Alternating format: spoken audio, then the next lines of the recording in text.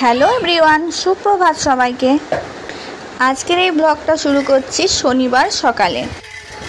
এদিকে রিওকে ঘুম থেকে উঠিয়ে দিয়েছি, এবার পরিষ্কার করে দিলাম। এদিকে মাম্মাম সকালে উঠিয়ে আমাকে একটা ছড়া শুনিয়ে দিল।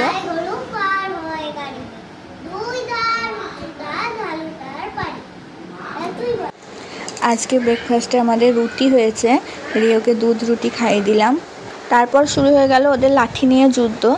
একটা লাঠি দুজনেই নেবে, এই নিয়ে ওদের ঝগড়া। যুদ্ধ শেষে এবার এসেছে বাসন নিয়ে। ওদের এত খেলা থাকবে তবুও খেলবে না, ওদের ওই বাসন, রান্নাঘরের সবজি এসব নিয়ে ওদের খেলা। খেলার মাঝে একটু আদর। রিওকে চান করিয়ে পরিষ্কার করে দিলাম, এবার ও দাদুর সাথে খেলা করছে সেই লাঠি নিয়েই।